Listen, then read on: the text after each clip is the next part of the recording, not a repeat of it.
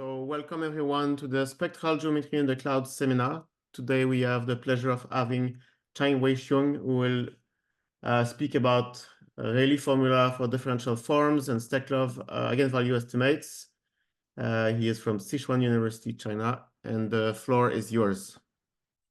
Okay, yeah. Thank you. Thanks for the introduction. It's my pleasure to give a talk here. So today I would like to report my recent work on the weighted Reilly formula for differential forms and sharp Steklov eigenvalue estimates. So here is the plan of my talk. There are many three parts. In part one, I will talk about a weighted Reilly formula for differential forms, and I will give the result and give the sketch of the proof. Next, in part two, I will show two applications about the sharp Steklov eigenvalue estimates. The first one is a sharp lower bound for the first non-zero Steklov eigenvalue. The second result is a comparison result between Steklov spectrum and Hodge Laplacian spectrum. And last, I will talk about a long sharp lower bound and open problem. So let's start. In part one, I will give the weighted Reilly formula. So here, capital M is a compact Riemannian manifold with boundary sigma. The classical Reilly formula proved by Reilly in 1977 is this formula. For smooth function U, we have this equality. The left-hand side is an interior integral. This is a Laplace term. This is a Hessian term. This is a Rich term. And the right-hand side is a boundary integral. Here, capital N is the inner unit normal. This is a boundary Laplace term. And H is the mean curvature. Little h is the second fundamental form. And this classical Reilly formula has some applications, including the eigenvalue estimates, for example, by Reilly, and also the result by Choi and Wang. And Reilly, Ross also used this formula to prove a Hence-Carter type inequality. Reilly formula has some various extensions. For example, first is the weighted version proved by Guohuan Qiu and Chaoxia in 2015. For two smooth functions, f is a weight function, and u is a smooth function on M. We have this weighted Reilly formula. Here, so there are two more terms than in the classical formulas. And also there is a version for differential forms proved by Rollos and Sabo. For differential form omega of the degree p, we have this equality. And here is a differential term. This is a co-differential term, and this is a covariant differential term. This term is a Wendelbach curvature term, and there are two boundary integrals.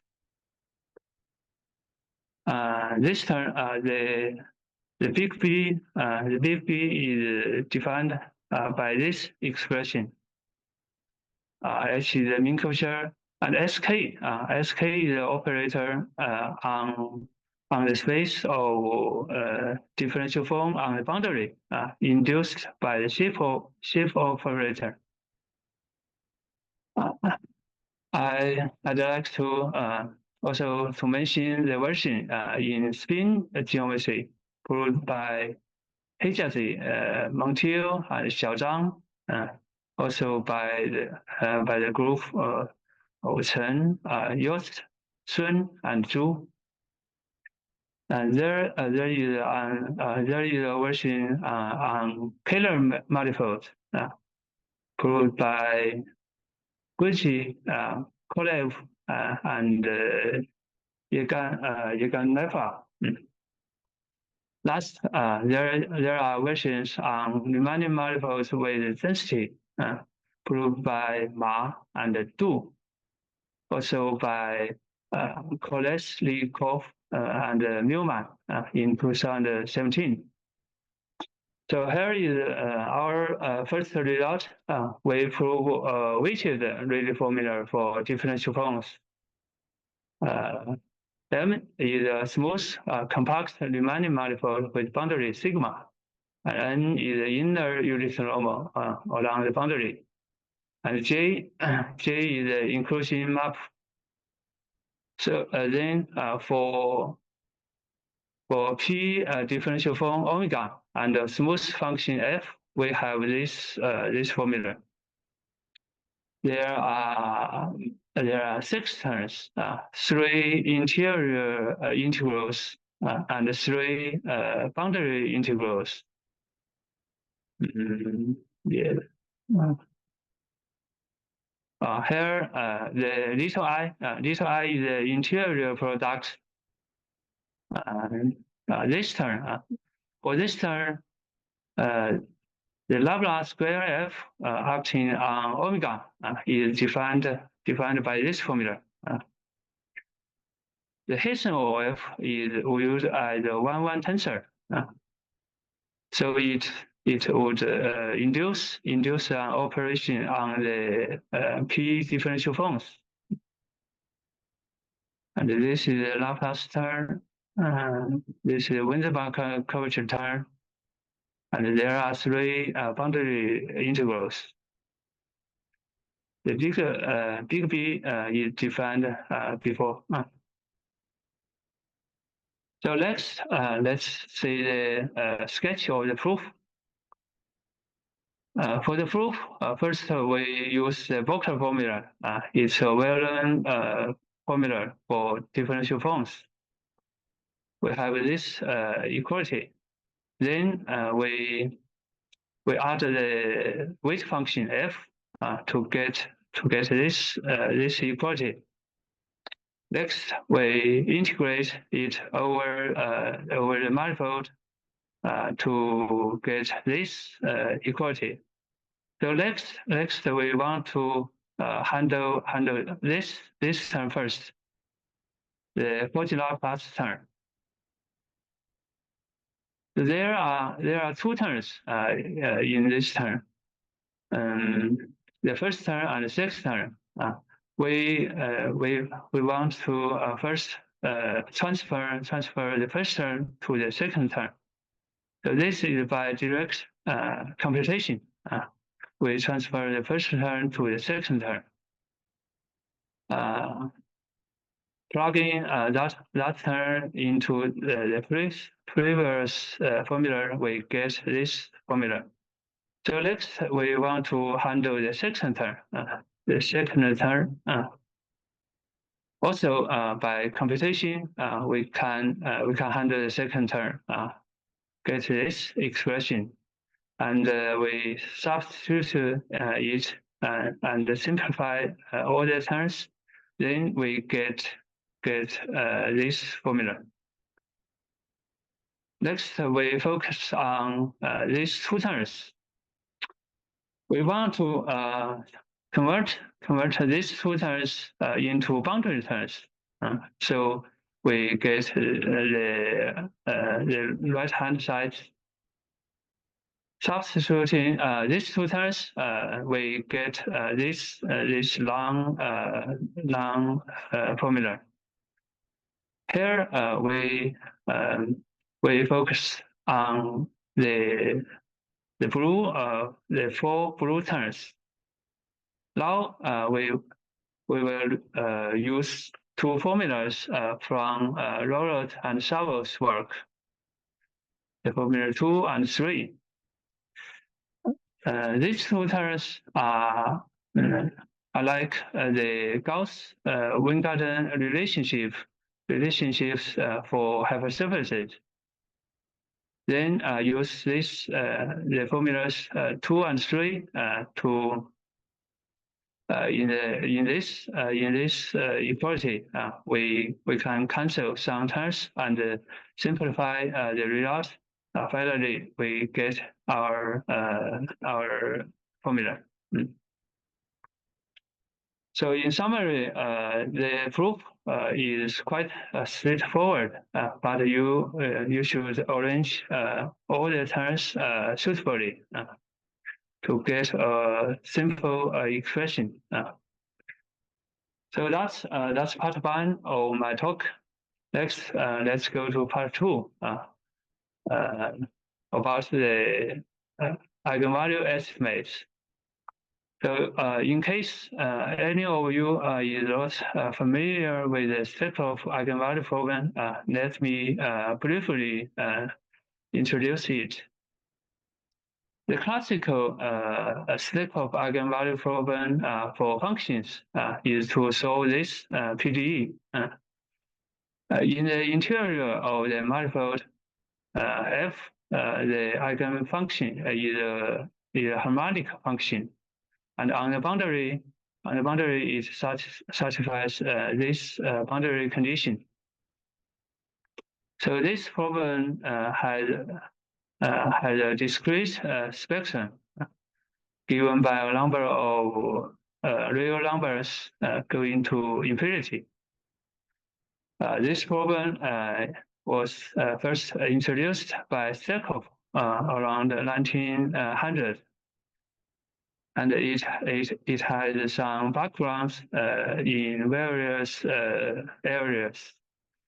For example, the electrical impedance tomography, the heat transmission, the vibration of free membranes, fluid mechanics, and software space inequalities. And also, the Steklov spectrum can be viewed as the spectrum of the Belishev to Riemann map. So this is a problem for functions. Next, let's go to the problem for differential forms. Roughly speaking, there are 3 kinds of the Steklov eigenvalue problems for differential forms. One is introduced and studied by Belishev and Sharafutdinov and Karpukhin.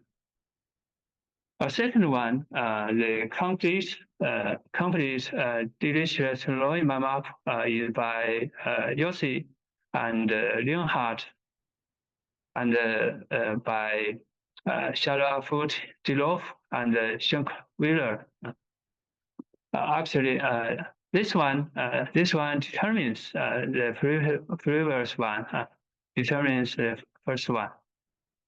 And another one is studied by Rorod and Shavel. In today's talk, we will only mainly focus on the first one. So let's first give the definition for the first one. So this definition, the definition for the first type has some motivation relation to Maxwell's equations in mathematical physics. The definition is as follows. Given a p differential form on the boundary, there exists a solution phi. phi differential form on the interior, satisfying this equation. In the interior, phi is a harmonic differential form and also co-closed. And on the boundary, its restriction is given phi. The solution is unique after an element of the space or harmonic fields with the Dirichlet boundary condition. Then the Dirichlet-Neumann operator D is defined as follows. So first, you take the differential of the phi. Then you take the interior product of the phi with the unit normal. So this is the definition. And Karpukhin proved some properties of this operator. This operator is well defined and self-adjoint. And the kernel of this operator is the restriction of the space of harmonic fields. And the space of exact differential forms is contained in the kernel. Next property is that the restriction of this operator to the space of co-closed differential forms is an operator with compact resolvent. Its eigenvalues is a sequence of real numbers going to infinity. And also, the eigenvalues satisfy the minimax principle. The case eigenvalue is given by this formula. You first take the supremum of the Reilly quotient, and then take the infimum over EK.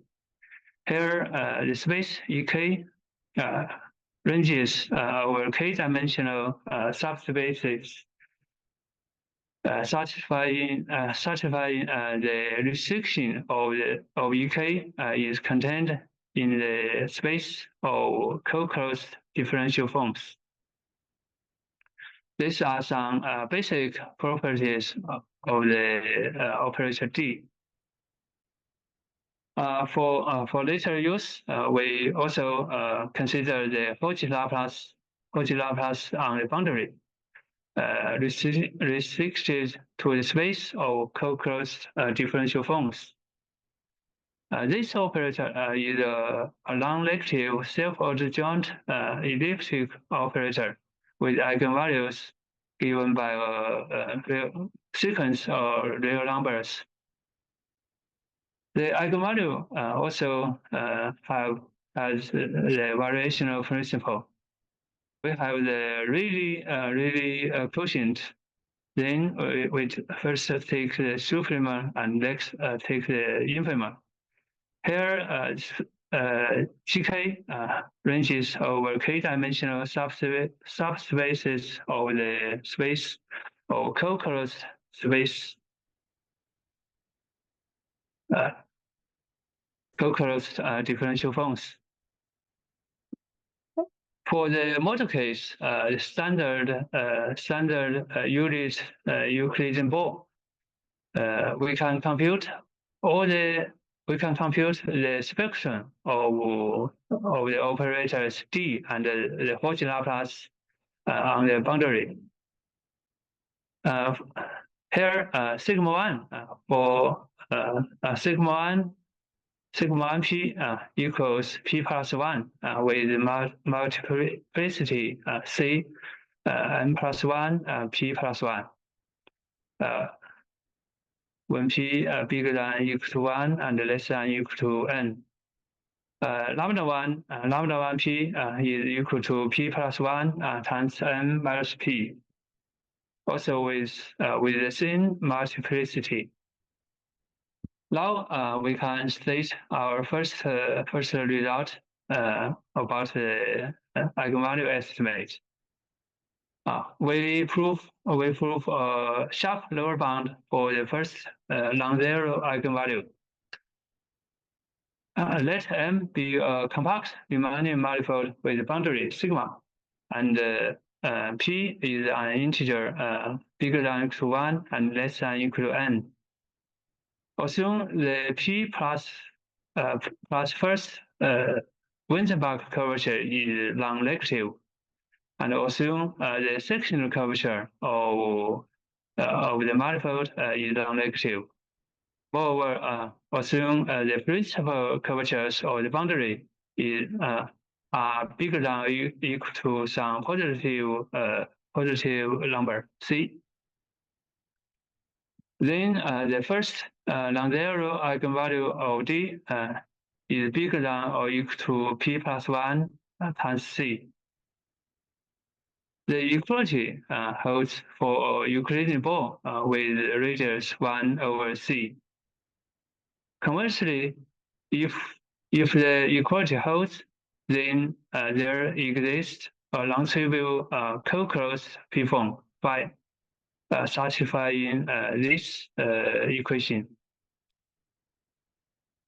In the interior of the manifold, G phi is parallel, and on the boundary, phi satisfies this condition.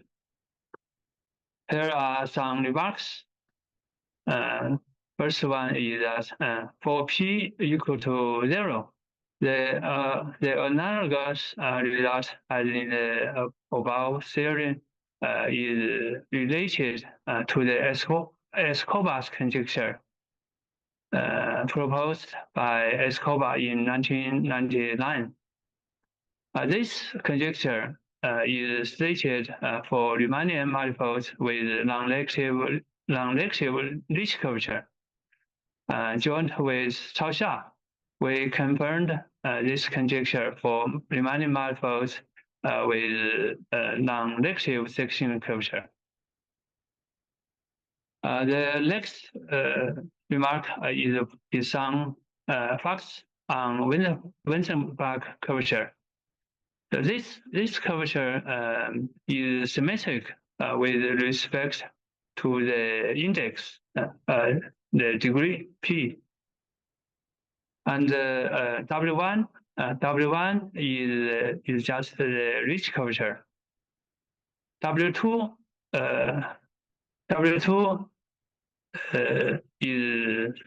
is stronger than W1. W2 non-negative implies W1 non-negative. So in our theory, if P is bigger than or equal to 1 and less than or equal to n minus 2, P plus first Winzenbach curvature non-negative and the condition sectional curvature non-negative are independent. The last remark is about an avatar type problem. So in our theory, for this direction, we didn't prove that the manifold is a Euclidean ball. So we can ask that if there exists a non-trivial co-closed p-form phi satisfying this equation, is M a Euclidean ball? Maybe under some geometric conditions. And here, non-trivial means that phi is not a harmonic field with delicious boundary condition. Now let's talk about the proof. For the proof, we will use two key ingredients. The first one is weighted Reilly formula for differential forms in part 1. The second one, the second ingredient is a positive type identity proved by Giraud, Karpukhin, Levitin, and Potorovich in 2022. Their result is as follows. M is a compact Riemannian manifold with boundary. Let F be a Lipschitz vector field on the manifold, and phi is a differential form. Then we have this identity. There are three interior integrals: this term, and this term. There are two boundary integrals. Here, this is a divergence term. Divergence of the vector field. This term. And this term, for this term, WF is viewed as a one-one tensor. So it also induces an operator on differential forms. Let's see the sketch, see the proof of this identity. First, we have this identity. Next, we want to transfer. We want to handle this term. For that purpose, we use a computation result for differential forms. Then let omega be defined. So we can replace this term. This term. We replace this term by these two terms to get this equality. Then we can integrate it over M and use the Stokes formula to get the result. In addition, we also need a weight function and its smooth approximation. The distance function, first we define. First, we have the distance function to the boundary. Next, we can define a weight function. The f of x is equal to rho minus c over 2 times rho square. By using the Hessian comparison and smoothing approximation, we can prove the following property of an approximation f epsilon of f. Assume the section curvature of the manifold is non-negative, and the principal curvatures of the boundary are bigger than or equal to C. Fix alien neighborhood C of the cut locus of the boundary in the manifold. Then for alien epsilon positive, there exists a smooth non-negative function f epsilon such that f epsilon equals f on the complement of C, of the neighborhood C, and also the Hessian of minus f epsilon is bigger than or equal to C minus epsilon times the metric. Moreover, f epsilon converges uniformly to f on the manifold as epsilon goes to 0. The Hessian comparison theory we use to prove the last proposition is this one, proved by Karcher and Kasu. Assume the same curvature conditions for any point x on the manifold. Let gamma be a unit space geodesic joining the boundary to the fixed x, such that the distance between the point gamma t and the boundary sigma is equal to t for any t, and gamma OL is a given point x. Then for any tangent vector, the generalized Hessian of the distance function in direction x satisfies the Hessian is less than or equal to minus c over 1 minus c times rho times x long square minus inner product of gamma prime and x square. Note that the distance function is smooth away from the cut locus.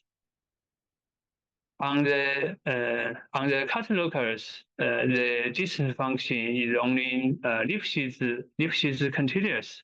So we need to use the generalized Hessian. This theory, this result for the smooth point is due to Karcher, and the general case is due to Kasu. The smoothing procedure we use is of Green-Wu type. Simply speaking, you use Riemannian convolution to modify the distance function. So with all these propositions, we can talk about, we can see the sketch of the proof for the sharp lower bound. Let phi be an eigenform corresponding to the eigenvalue sigma. Let omega be the differential of phi, and f be the approximation function of the weight function in our weighted Reilly formula. Then we get the formula 12. The good thing to choose the weight function f is that many boundary integral values, many boundary integrals values. So we get only these four terms. Next, by use the arXiv identity with the vector field f equal to the gradient vector field of f, we have this the formula 13. Next, we add these two terms.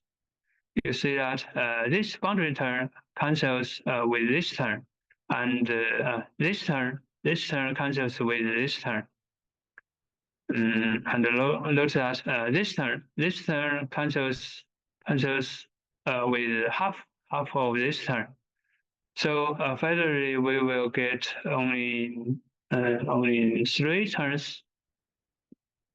The first, second, and third terms. Next, we can use the property of f epsilon. The Hessian of f epsilon has a lower bound, so we get this inequality. Next, we let the epsilon go to 0. Then actually you can drop So this term is non-negative term, and this term becomes this term. Finally, we note that the left-hand side, this integral, the boundary integral, by the equation satisfied by phi, it's equal to sigma square times this integral. And the right-hand side, this term by the variational calculation of the of sigma, it's equal to the right-hand side, this term. So plug these two terms here, we get desired inequality. For Euclidean ball with radius 1/c, we know that sigma 1 is equal to p plus 1 c. So we get the equality. Conversely, when the equality holds, by checking the proof above, we see that this integral equals 0. But phi f, the weight function is positive in the interior. So we get these two equalities. P phi is parallel in the interior. So we finish the proof. That's the first result about the eigenvalue estimate. The second result is a comparison result between the Steklov spectrum and the Hodge Laplacian spectrum. The assumptions are the same. Are almost the same as in the theory of the lower bound estimate, except that we restrict p bigger than equal to 1 and less than equal to n-1. Denoted by lambda k, the eigenvalues of Laplace restricted to the co-closed differential functions. Then sigma k is less than or equal to lambda k over n minus p times c. When the manifold is a Euclidean ball with radius 1/c, the equality is attained for k in this range. Let's also see the sketch of the proof. First, we want to get a general inequality. Let phi satisfy these two conditions. Phi is a harmonic function differential form, and phi is co-closed by our weighted Reilly formula, and the property on f epsilon. We first get this inequality. The boundary integral is bigger than or equal to a constant times the integral, the interior integral. Here, this term is always non-negative, so you can throw it away. Let epsilon go to 0. We get this boundary term. This boundary term is bigger than or equal to this boundary term. So 15 holds as long as phi satisfies these two conditions. This is a general inequality. Next, let phi I be contained in the space of co-closed functions, be orthonormal eigenfunctions of the Laplace, Hodge Laplace on the boundary, corresponding to eigenfunctions lambda I. let phi I be a set of linearly independent solutions to the extension equation. The extension equation was stated at the beginning of part 2. Next, for AI, for k numbers AI not all 0, we use this general inequality, and also use the variational calculation for sigma k first to get this inequality. Next, this inequality is due to the inequality 15. Then this term is equal to this term. Last, we get this inequality. So this is proof for the inequality. For the motor case, for Euclidean ball with radius 1 over c, we know that sigma k equals p plus 1 times c, and lambda k equals p plus 1 times n minus p times c squared for pq lying in these ranges. So we get the equality and finish the proof. So that's part 2 of my talk. Finally, I will talk about long sharp lower bound. So in our main result, the assumptions since strong.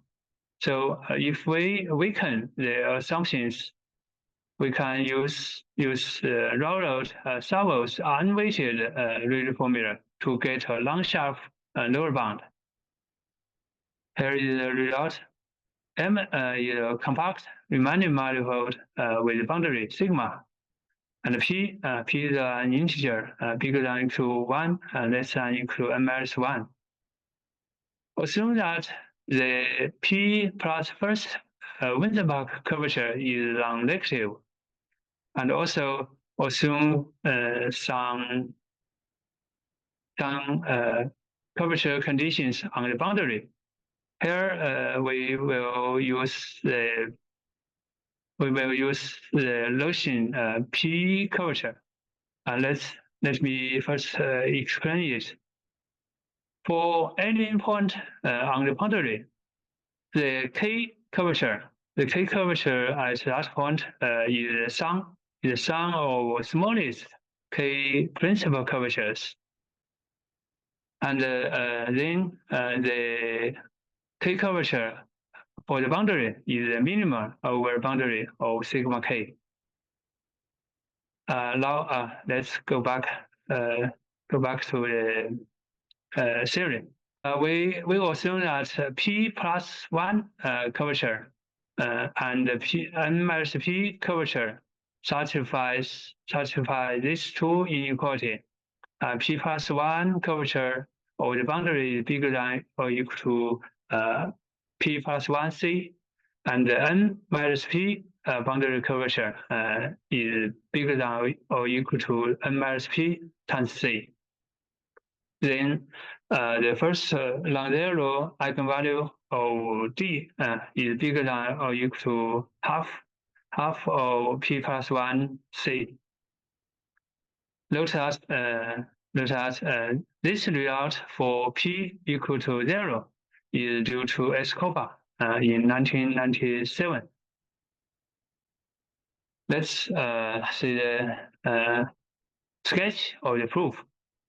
Let phi be an eigenform corresponding to sigma.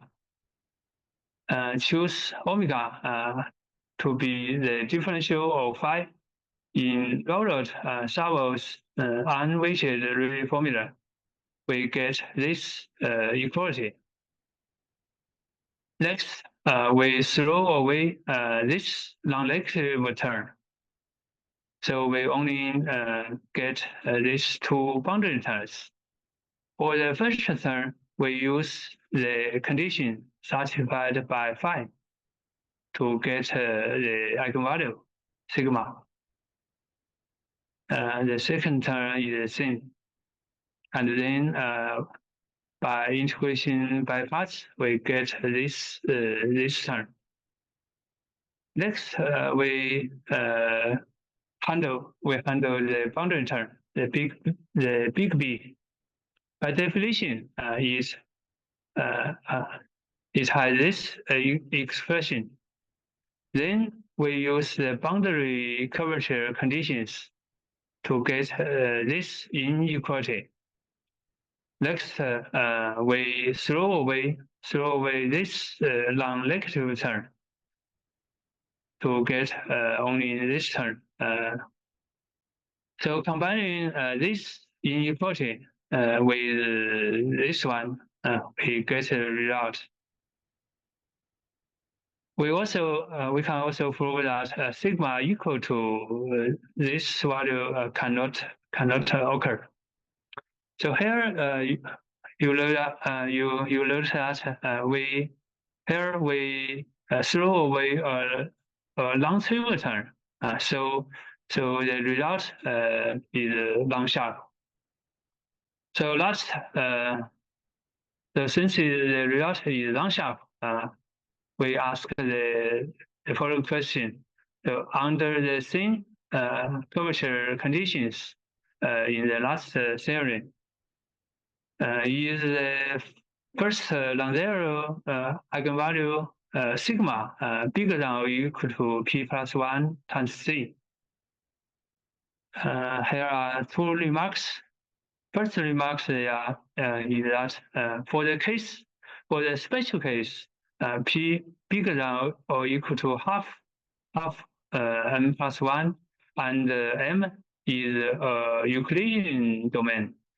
This inequality holds.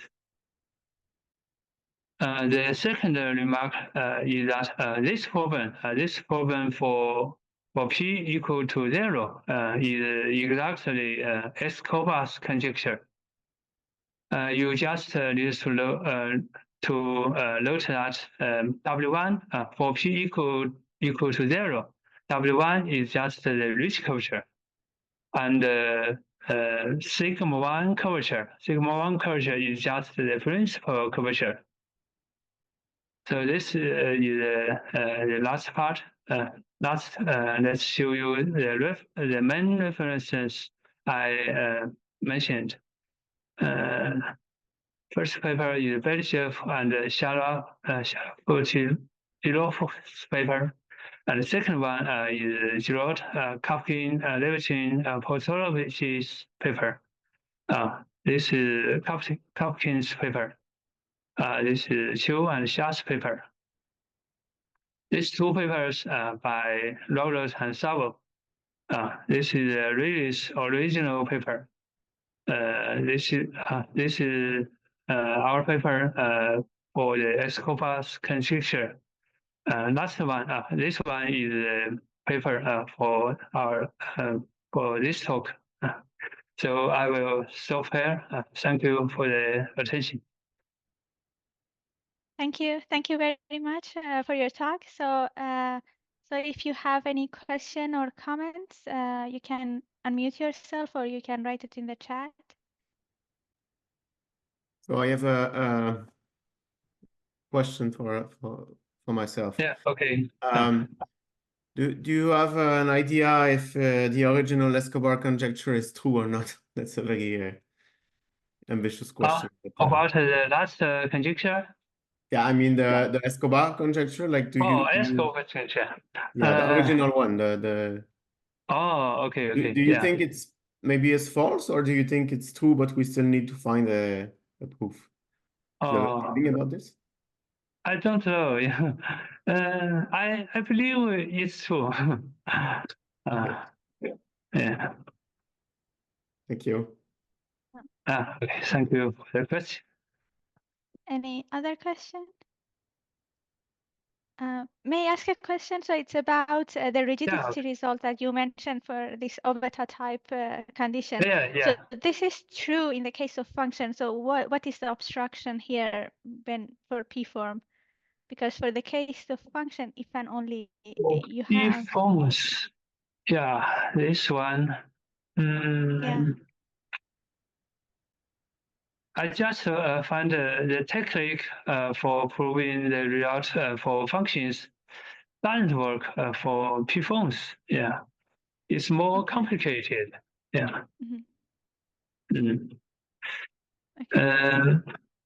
So and when you say under convert- certain geometric conditions, so you want to keep the same like condition on the sectional curvature and okay. Yes, at first, at least keep this strong conditions. Okay, thank you. Thanks. Any other comments or question?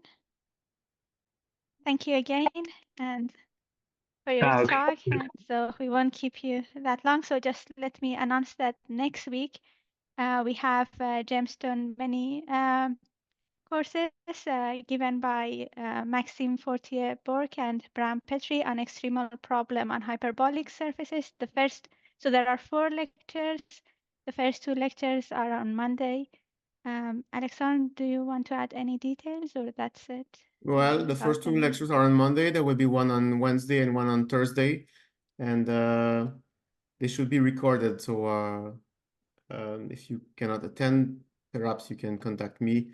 I'm not sure we will share on the web the recordings, but perhaps with those who want to attend some and cannot attend others or something like this.